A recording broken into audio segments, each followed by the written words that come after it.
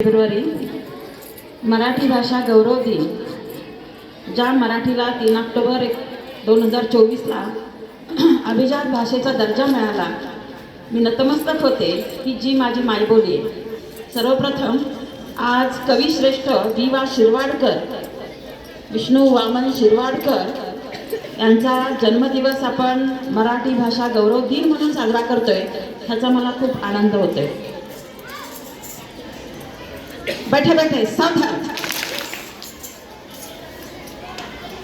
खरं तर आजच्या या मराठी भाषा गौरव दिनानिमित्त माझ्या या किसान शिक्षण संस्थेतील जिजामाता विद्यालयाचा सर्व स्टाफ, सर्व विद्यार्थिनी आणि त्यांनी सादर केलेलं मराठी भाषा गौरव दिनानिमित्तचे विविध नाटिका असतील, प्रबोधनपर गीतं असतील, त्याचबरोबर पोवाडे असतील, त्याचबरोबर शब्दकोडी असतील, मराठीतील कोडी, अनेक प्रकारचे कार्यक्रम इथं सादरीकरण केले, ते अतिउत्कृष्ट. आणि दुग्ध शर्करा योग म्हणजे आपल्या विद्यालयास हिंद दी चादर याच्यामध्ये मिळालेले जे नंबर आहेत त्याही मुलींचा गुणगौरव झाला. आणि NNMSमध्ये आपल्या जिल्ह्यामध्ये मला वाटते रेकॉर्ड ब्रेक असा आपला रिझल्ट लागलेला आहे. 48 मुली पास झालेल्या आहेत आणि जो हायेस्ट आहे अस्मी बिलवडे, तो सुद्धा मला वाटतं मेरिट लिस्ट नाही, पण तो सुद्धा आपला हायेस्ट स्कोर आहे किंवा ते मेरिट आहे, मार्क्स आहेत. तर ह्या सर्वच विद्यार्थिनी, गुणी विद्यार्थिनी आपल्या विद्यालयाला लाभलेलं एक भूषण. आणि त्याचबरोबर मराठी भाषा दिनानिमित्त मला एवढं सांगायचं आहे, असं आपण म्हणतो पहा, उठ उठ सह्याद्री, उठ उठ सह्याद्री, घुमवीत बोल मराठीकडे, समतेचे हे तुफान उठले उठले सागरकडे. हीच मराठी जिच्या मुखाने वदली ज्ञानेश्वरी, हीच मराठी जिच्या मुखाने वदली ज्ञानेश्वरी, शिवबाने तलवार घासली याच मराठीवरी, शिवबाने तलवार घासली याच मराठीवरी. ज्या महाराष्ट्र देशामध्ये, जो महाराष्ट्र देश संपूर्ण भारताचं किंबहुना देशाचं प्रत्येक क्षेत्रात नेतृत्व करतो, त्या महाराष्ट्राची मायबोली मराठी, जिची नाळ आपण आपल्या मातीशी, आपल्या माईशी म्हणजे आईशी जोडतो, ती मायबोली मराठी एवढी श्रेष्ठ आहे की जिच्याद्वारे आपली संस्कृती, प्रेम, जिव्हाळा, आपुलकी ही पुढच्या पिढ्यांपर्यंत पोहोचत आहे.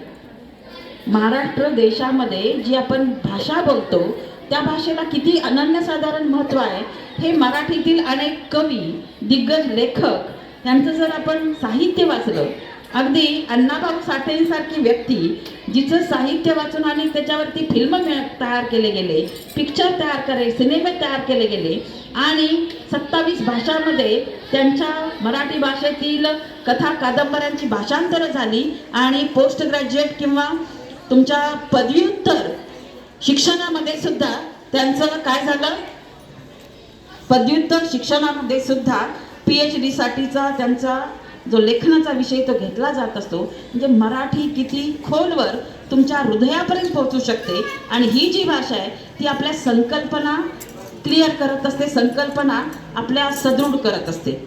आपल्याच भागामध्ये अनेक सिद्धहस्त लेखक झालेले आहेत. अगदी चंद्रकुमार नलगे असतील, पानिपतकार विश्वास पाटील असतील, आपले जवळचे अण्णाभाऊ साठे आहेत. अनेक लेखकांनी आपल्या देश आणि देशांतर्गत पातळीवरती आपलं नाव कमावलेलं आहे त्या मराठीच्या जोरावर.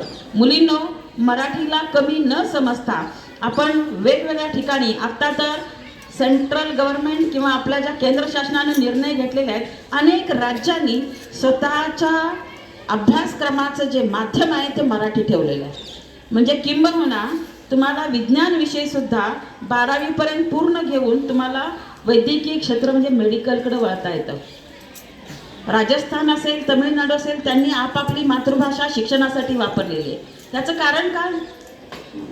कारण मातृभाषा ही तुमच्या घरी बोलली जाते, समाजात बोलली जाते, जवळच्या लोकांच्याकडून बोलली जाते. त्यामुळे तुमच्या संकल्पना सगळ्या विषयाच्या स्पष्ट होतात. आणि म्हणून ज्या विषयाच्या संकल्पना स्पष्ट असतील तो विषय घेऊन तुम्ही त्याच्यामध्ये अगदी पूर्ण शिक्षण पूर्ण करून म्हणजे पोस्ट ग्रॅज्युएट लेवलपर्यंत शिक्षण तुमचं पूर्ण होऊ शकतं आणि म्हणूनच मराठी श्रेष्ठ आहे. अभिजात भाषेचा दर्जा कोणत्या भाषेला दिला जातो? मगाशी सांगितलं पहा, 11 भाषा जवळजवळ अशा आहेत भारतातल्या की ज्यांना अभिजात भाषेचा दर्जा आहे, की ज्या भाषेमध्ये तेथील लोकांच्या कला, संस्कृती, क्रीडा असे वैशिष्ट्यपूर्ण गुणधर्म पिढ्यानपिढ्या चालत आलेले आहेत, जतन करणं आणि ते संवर्धन करणं, वाढीव लावणं हे आपलं कर्तव्य आहे. आणि मराठीमध्ये बोलणं ही स्वाभिमानाची गोष्ट आहे. आणि त्यामुळे कुठल्याही मोठ्या शहरांमध्ये गेलं तर आपल्याला हिंदी किंवा इंग्रजीतच बोलता आलं पाहिजे, हा अट्टहास सोडून मराठीमध्ये स्पष्ट, अस्खलित, ओघवत जर तुम्ही बोललं तर तुम्ही सुद्धा तुमचं म्हणणं प्रभावीपणे मांडू शकता. म्हणून मराठी ही श्रेष्ठ भाषा आहे. कारण संस्कृत असेल, मराठी असेल, ज्याच्यामध्ये मगाशी उल्लेख झाला की भगवद्गीता, रामायण, रामदासांचा दासबोध असेल किंवा ज्ञानेश्वरी असेल, हे जे आपले पारंपरिक सगळे ग्रंथ जे आहेत ज्याच्यामध्ये खूप महान ज्ञान साठवलेलं आहे, ते सुद्धा मराठी ही किती महत्त्वाची भाषा आहे हे सांगत असतात. आणि मराठीतल्या कविता असतील, अगदी विवा शिरवाडकरांपासून विंदा करंदीकर असतील किंवा अनेक कवी, सिद्धहस्त कवी आपल्या कविता लिहिताना कमी शब्दात जास्त आशय सांगत असताना अतिशय उत्कृष्ट पद्धतीच्या कविता आपल्या अवघवत भाषेमध्ये आपण पाठ करतो. त्याच्यामध्ये गेयता असते, त्याच्यामध्ये रसिकता, म्हणजे आपण त्या भाषेला न्याय देण्यासाठी वाचन, मनन, चिंतन, पठन ह्या गोष्टी करणं. आणि मराठीला अगदी जगाच्या पटलावरती अनेक असे देश आहेत की तिथं आपले मराठी, महाराष्ट्राचे बांधव गेलेले आहेत आणि ही भाषा, आपले मराठी सण उत्सव तिथं ते साजरे करतात. अगदी अमेरिकेमध्ये न्यूयॉर्क सारख्या ठिकाणी सुद्धा मराठी भाषेतून शिवजयंती साजरी केली जाते आणि मराठी भाषेचा झेंडा तिथंही फडकवला जातो. आज बघा आपल्या नांगरे सरांनी मराठी भाषा गौरव दिन आणि कडेला एक झेंडा म्हणजे सिंबॉल आहे, ते एक चिन्ह आहे. म्हणजे मराठी भाषेचा झेंडा फडकवत असताना अगदी पंढरपूरला विठुरायाच्या दर्शनाला जाताना सुद्धा आपले जे वारकरी संप्रदायातील लोक आहेत ते भजन, कीर्तन मराठीमध्ये करत अगदी अत्युच्च लेवलला परमेश्वराची भेट घेण्यासाठी जात असतात आणि भावभावनांचा अत्युच्च शिखर गाठण्यासाठी ही भाषा, हे माध्यम जे आहे मराठी ते वापरत असतात. म्हणूनच आजच्या दिवशी आपल्या जिजामाता विद्यालयाकडून विवा शिरवाडकर यांच्या जन्मदिनानिमित्त आपण मोठ्या स्वरूपामध्ये मराठी भाषा गौरव दिन साजरा करत आहोत. आणि त्याचबरोबर आपल्या विद्यार्थिनी सुद्धा त्यात मोठ्या संख्येनं समाविष्ट झाल्या. त्यांनी खूप चांगल्या पद्धतीनं सादरीकरण केलेलं आहे आणि सगळ्याच या विद्यार्थिनींचं, त्यांना मार्गदर्शन करणाऱ्या शिक्षकांचं आपल्या विद्यालयाकडून खूप खूप अभिनंदन.